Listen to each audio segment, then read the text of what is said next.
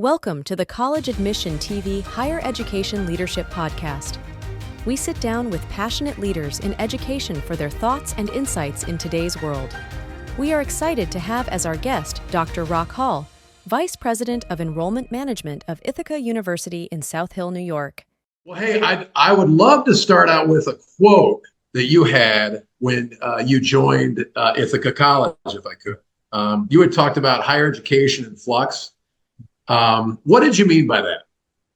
Well, since the pandemic, it seems like we've been in a constant churn. Usually when there's a big disruption, something that kind of shakes the foundation of the academy or the enterprise or the business, you think, well, goodness gracious, didn't we make it past that? We will never see that again in our lifetime. And I think, the pandemic, the FAFSA, rollout prior to the pandemic, the impending enrollment cliff, I think it just created some instability. You saw some universities that had talent drain, either people retiring, finding another campus, leaving the institution. You had shrinking endowments. You had the erosion of federal support. I just think it was a cacophony of events, no singular phenomenon, but again, I think just a number of things coming together to impact the industry. And so with it being in a state of flux, professionally, socially, politically, I just think that you need a mindful leader within the fold, a gal or a guy who has the ability to kind of take it all in and stay centered and try to make sense of it. So that's kind of where the quote came from. Well, absolutely. And well said. And I appreciate that. When you look at the FAFSA delay in particular, how has that impacted Ithaca College? And then how do you combat that? Yeah. Well, I explained to a colleague the other day, the FAFSA debacle, if it's table talk, basically you're asking me to put a deposit down before I know the mortgage. So you're asking me to put down a commitment, a deposit before you ever show me the mortgage on this place. And you're telling me just to have faith. And so understandable, I think a lot of families, again, around the kitchen table, that's a scary position to be in. Outside of that, you have inflation, something else beyond our control. You have a turnover in jobs for families right now. And so this idea of investing into college within this moment in time without a clear roadmap from the federal government, basically saying, here's how you're going to finance the education, it's causing a lot of pause. I think for schools who've always kind of held on to the CSS profile, they've weathered the storm fairly well because that mimics the FAFSA to a certain degree. Here at Ithaca, we've implemented the SAI calculator that mimics the CSS profile, which mimics the FAFSA to a certain degree. And so we're able to roll out offers guaranteeing institutional aid and also kind of giving you a good idea of state and federal aid within reason if you give us everything that we need. So I think that forward-leaning posture, benefited us to a certain degree. A lot of schools were kind of sitting back and kind of waiting to see what the government did for a number of reasons. I'm not trying to second guess anyone, but, given Ithaca where we were, the charge that we have, and just my management style, always adapt a forward-leaning posture and always kind of ask, what can we be doing now? Well, absolutely. And what are the primary questions, and maybe pick one or two questions that come from parents, prospective parents, and then are they different from prospective students? Oh, yeah. I think prospective parents writ large, I think the beauty of a college, you tell mom and dad, if you drop off your young person, God willing, we'll return them a little bit better than they left. A bit more broader in thought, a bit more dispassionate in thought, a bit more acute within, the space of thinking and in action and planning. So I think parents just want the general sense that everything is going to be okay. And whether you're a first generation mom who worked 3 or 4 jobs, who did all that you could to get your kid to this stage, or whether you come from a family of immense means, and this kid had every single break under the sun, I think both parents in that moment in time basically want to know that my kids are going to be okay. And I think to a large part, Ithaca, we do a really great job at, communicating that position. I think from a kid's perspective, you have two types of students. You have a type of student who says, Rock, I love Ithaca. I'm a bomber. I don't care what I major in. I'll see you next fall. And then you have the kid who says, Rock, I'm going to be a doctor. I love Ithaca. I think Cornell is great. Look at NYU. Whoever's going to give me the best resources to get to my end goal of being a doctor, that's where I'm going to go. And so I think this idea of segmented comms, this idea of trying to create a more sophisticated approach to relationship building is important, because a lot of businesses, even higher education institutes, I've always said you can't be everything to everyone, but you can be as authentic as possible within every space. Meaning that, this is a college. Here's what we do offer. Here's how we can kind of help you traverse this landscape and walk out on the other end a bit better prepared. I think at every level, parents, students, they just want reassurances. So when you talk about the differentiators, the competition in higher education in particular, I mean, the market is saturated, many would say. Yeah. And when you look at, good college, so I wanted to ask you, what do you see as the differentiators? I guess how you can compete is another way of putting that.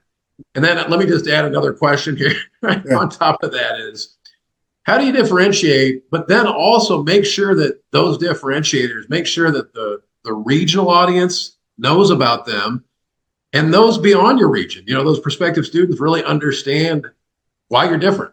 Yeah. I think a lot of schools fall into this, conundrum. I think we have to be better at explaining who we are and not what we are. I think it boils down to the narrative. I think, a lot of colleges, we've kind of become complacent. I've been in this industry north of 25 years. I worked at 6 institutions, some bigger and sexier than others. Broadly speaking, I think that a lot of colleges, they kind of talk about their institutions almost like a cruise ship or a summer camp. Here's the bathrooms, here's the stage, here's the office for this, the office for that. Here's what you kind of do. Every place that I've landed, I've tried to focus on the narrative of the people, because I think that's a different, that's what makes the difference. Going back to your question, what sets us apart? It's not the fountains. Every school has great fountains. We have great fountains, and it's not fancy cars. Lord knows there's a bunch of those here too. I think it's the people within the hallways that you have conversations with. And so as much as possible within my comms flow, I really try to push out faculty. Whenever families come here, there's a 15-minute faculty TED talk of this is Ithaca. Here's why it matters to me. And here's my research. I think, to try to argue that your buildings are cooler or that your school is in a better location, that works to a certain degree until it doesn't. But I think what really, going back to your earlier question, parents and students, am I going to be okay? What type of people walk the hallways? What type of eye contact do you get? What kind of resolve do you get? What's the relay when you reach out? I think a lot of schools, are really, taking a pivot more towards lifelong engagement with their constituents, not only during the admissions funnel phase, but after they get here, through student affairs, through, faculty engagement and just belonging. So I really like to think that it's the human component that makes the difference within every college and university. And in the same breath, that's what makes us singular, because you can't replicate that. I think we try to replicate what each other is doing. We try to copy what each other is trying to put out there. It always boils down to the people. If you can connect them with the faculty, if you can connect them with student support services, if you can get them connected with people, to me, that makes the difference. And so you're just over 5,000 students total. Is that right? Mainly undergraduate? Mm-hmm. So how big can you get, and how big do you want to get? That question came up. In our heyday, we hovered at about 6,000. Some people said 6,000 was a bit too large for our footprint. Who knows? We're working on some studies now. I'm looking at some data now as far as enrollment growth. I think our sweet spot's somewhere between 1,380 and maybe 1,450, maybe as high as 1,510. But how would that play out within the classroom? So I could give you a better informed answer to that question maybe in 4 months. I started in February, and I'm approaching the official 2-month mark. But I think one thing about Ithaca that I appreciate is that we're not doing more for the sake of more, and I don't begrudge that. I've worked at 6 universities: Ithaca College, Arcadia University, the University of Utah, the University of Southern California, William Patterson University, and Cal Poly Humboldt. Public, private, large, small. Some schools, USC, you had to pinpoint. How many can we land and pinpoint it? Other schools that I worked for, get as many as you can in as quickly as you can. And so I think this idea of more for the sake of more, can get a little unhealthy. And I think it causes people to kind of move and act in desperate ways. I think for Ithaca, I am very comforted that we're not in the more for the sake of more conversation, but more so, how can we work on our yield? How can we work on our retention? How can we offer a better service to the students and families that we currently have? So, to put a period on this sentence, I think our current size is perfect, and we might grow a bit in the future. Well, and so how do you protect your backyard? Because with that market, I would imagine, you're competing against your local colleges, 4 years, 2 years. But then, I'd imagine you also have institutions that are way far away that might be trying to poach, your region. So how do you make sure that you're protecting that backyard? What's old is new, and we're getting back into good old fashioned tactics within our strategy. This cycle, soon after I landed, I charged the team with creating regional engagement events. We have regional reps in South New York, New Jersey, the DMV area, Massachusetts. And essentially, I wanted to see more. Again, how can we get in front of them? How can we stay in front of them? How can we offer a better package? And to the team's credit, they've executed beautifully in creating those programs. I was talking to our guy, Dustin, today. Dustin's in Boston, and there's a program coming up next Tuesday. We already had 60 plus people registered for it. 60 plus people registered for it, and we announced it in February. Now, I think that type of approach will kind of help us win the game.